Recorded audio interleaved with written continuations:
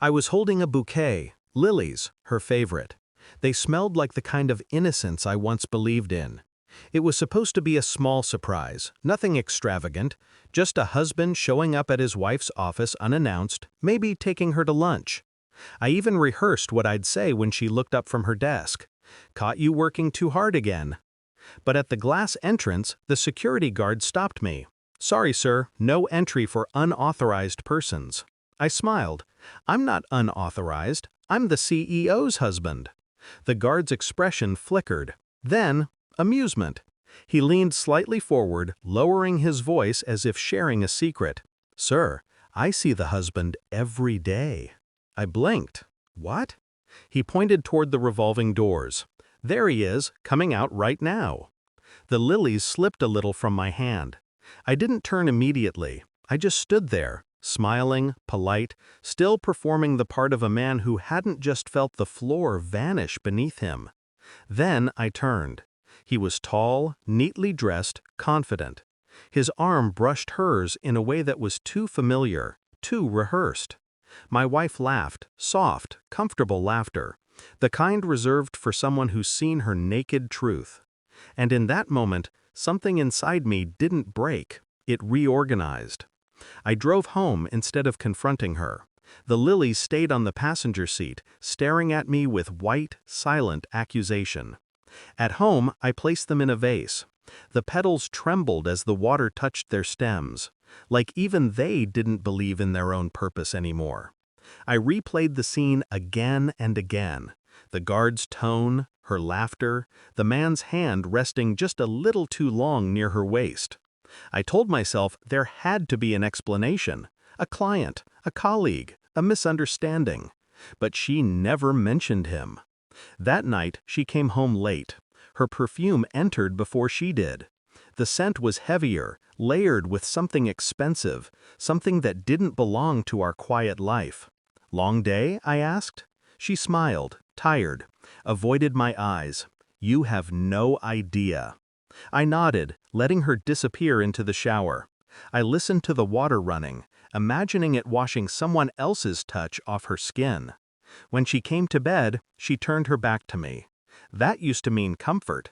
Now it was a wall. Sleep didn't come, only a slow burning clarity. Over the next week, I began collecting fragments. Her phone buzzed at 11:17 p.m.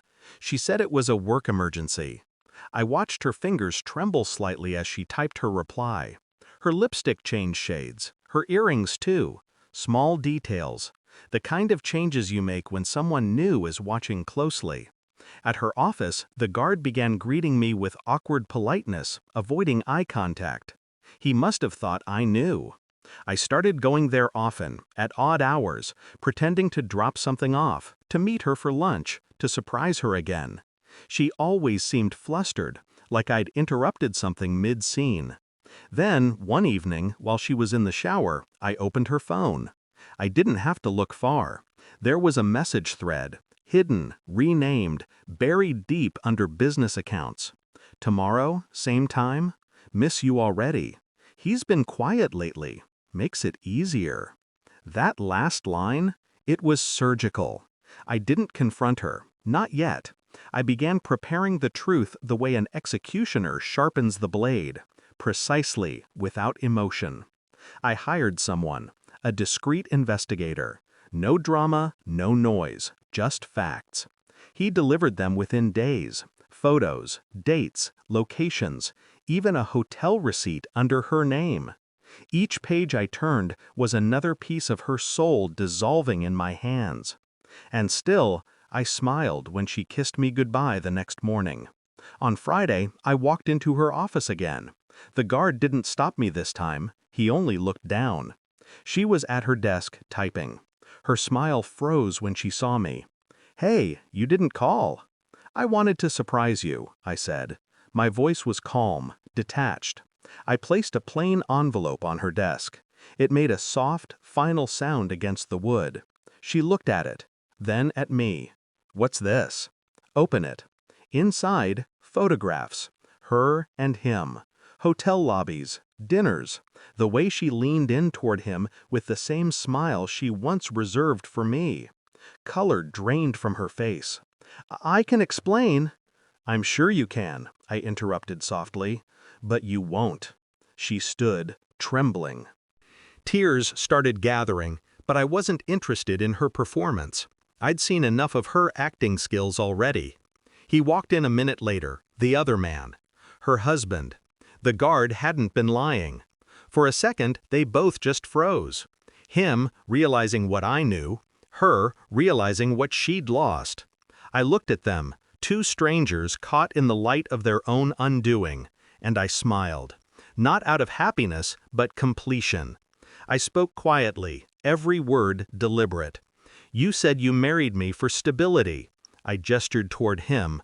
I assume he was for excitement. She couldn't speak. He stepped forward, guilt written all over his face. "Let's talk like adults," he said. I turned to him, measured. "Adults don't pretend to be husbands to someone else's wife."